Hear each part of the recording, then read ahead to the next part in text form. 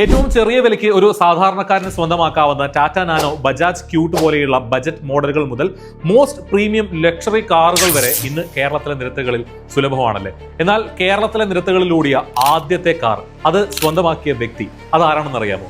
100 Days 100 Stories Day 2. കേരളത്തിൽ നിന്നും ആദ്യമായി കാർ സ്വന്തമാക്കിയ വ്യക്തി എന്ന റെക്കോർഡ് ആലുമൂട്ടിൽ കൊച്ചുകുഞ്ഞ് ചാന്നാർക്ക് അവകാശപ്പെട്ടതാണ്.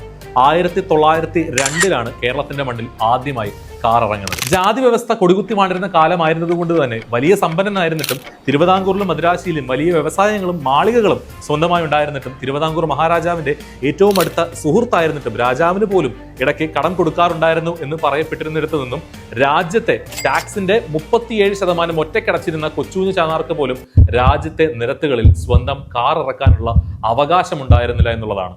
തിരുവിതാംകൂറിലെ നിരത്തുകളിൽ സ്വന്തം കാർ ഇറക്കുന്നതിനുള്ള അവകാശം നിഷേധിച്ചതിനോട് അദ്ദേഹം പ്രതികരിച്ചത് സ്വന്തമായി ഒരു റോഡ് തന്നെ നിർമ്മിച്ചുകൊണ്ടായിരുന്നു. തന്റെ മാളികയായ ആലുമൂട്ടിൽ മേടയിൽ നിന്നും ട്രിവാൻഡ്രം സിറ്റിയിലേക്ക് ഒരു റോഡ് തന്നെ അദ്ദേഹം നിർമ്മിക്കുകയുണ്ടായി. ഇത് പിന്നീട് ദേശീയപാതയുടെ ഭാഗമായിട്ടൊക്കെ മാറി.